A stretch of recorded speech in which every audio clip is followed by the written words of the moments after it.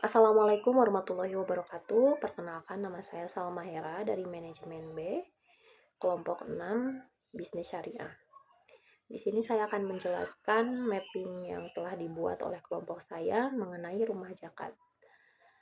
Rumah zakat adalah lembaga amil zakat nasional yang berdiri pada tahun 1998 dan awalnya bernama Dompet Sosial Ummul Qura.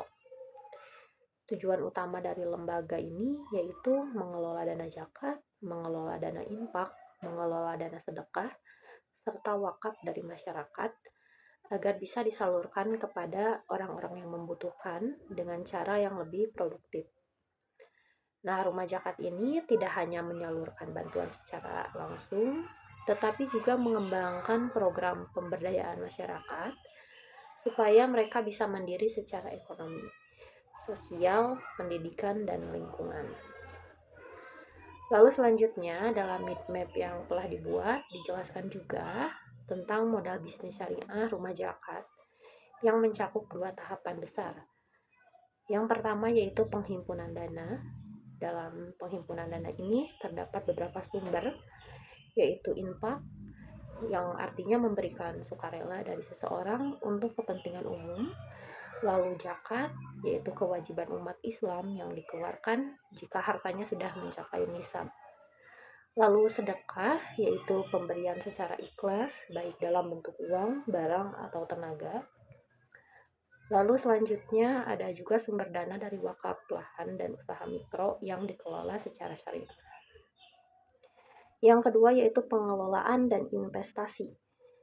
Setelah dananya dikumpulkan, langkah selanjutnya adalah mengelola dan mengembangkan dana tersebut agar bermanfaat semakin luas. Nah, rumah zakat ini tidak hanya menyalurkan dana dalam bentuk bantuan langsung, tetapi juga menginvestasikan sebagian dananya ke dalam program-program produktif, yaitu seperti usaha kecil, pelatihan keterampilan, dan pembangunan fasilitas sosial. Nah, dengan cara ini juga dana zakat tidak hanya habis dipakai, tetapi juga bisa berputar dan memberikan manfaat untuk jangka panjang. Lalu selanjutnya, dari hasil model bisnis syariah ini nantinya digunakan untuk membiayai program-program bisnis syariah yang terbagi menjadi 4 bidang besar. Yang pertama yaitu ekonomi, kesehatan, pendidikan, dan lingkungan. Nah, dalam bidang ekonomi apa sih? Dalam rumah zakat memiliki banyak program yang meningkatkan kemandirian ekonomi masyarakat.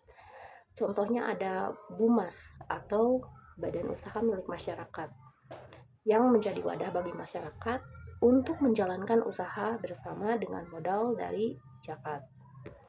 Lalu ada juga bantuan usaha mikro, yaitu seperti pemberian modal kerja untuk pedagang kecil, petani, dan pelaku UMKM. Lalu selanjutnya ada juga pelatih wirausaha. Nah, wirausaha ini masyarakat memiliki kemampuan dalam berbisnis atau mengelola keuangan. Lalu ada juga program simpan pinjam syariah yang membantu masyarakat mendapatkan dana usaha tanpa bunga dan dengan sesuai prinsip Islam. Nah, tujuannya itu supaya masyarakat bisa mandiri dalam secara ekonomi dan tidak bergantung pada bantuan dari orang lain. Lalu ada juga bidang kesehatan. Kalau di bidang kesehatan, rumah zakat ini hanya berfokus untuk membantu masyarakat dalam kesehatan yang layak. Contohnya ada rumah lansia, yaitu fasilitasnya untuk melayani orang tua yang membutuhkan perhatian dan perawatan. Lalu ada bebersih ciletik, yaitu program kebersihan lingkungan agar masyarakat hidupnya lebih sehat. Lalu ada juga pelayanan kesehatan gratis, biasanya itu berupa donor darah, pengobatan massal, cek kesehatan gratis, dan lain-lain. Dan biasanya ada di daerah-daerah terpencil. Lalu ada juga di bidang pendidikan. Kalau di bidang pendidikan, program-programnya itu meliputi beasiswa pendidikan, yaitu untuk siswa yang berprestasi tapi kurang mampu untuk melanjutkan pendidikan. Terus ada juga rumah literasi sebagai tempat belajar membaca dan mengembangkan kemampuan anak-anak. Lalu juga ada pelatihan guru dan sekolah gratis. Nah, kalau ini tuh agar kualitas pendidikan meningkat secara merata, dan dengan adanya program ini anak-anak dari keluarga yang kurang mampu bisa mempunyai kesempatan yang sama untuk sekolah dan mengejar cita-cita. Lalu di bidang lingkungan. Kalau di bidang lingkungan ini contohnya seperti berbagi air bersih, yaitu membantu daerah yang mengalami kekeringan atau kesulitan air. Lalu ada juga program desa berdaya lingkungan, yaitu membangun desa yang mandiri dan ramah lingkungan. Lalu aksi penanaman pohon dan program penghijauan bumi. Nah, kalau ini untuk menjaga keseimbangan alam.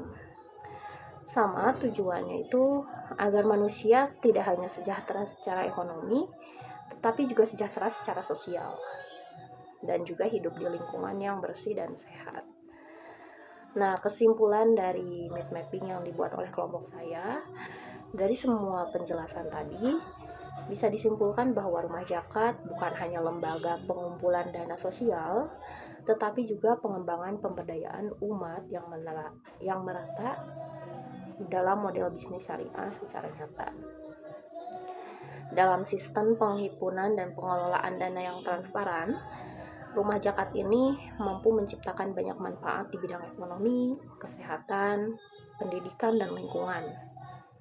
Jadi, melalui konsep bisnis syariah, zakat dan sedekah tidak hanya menjadi ibadah, tetapi juga menjadi alat untuk membangun kemandirian umat dan menciptakan kesejahteraan yang berlanjutkan.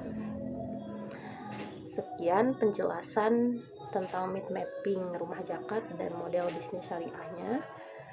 Wassalamualaikum warahmatullahi wabarakatuh.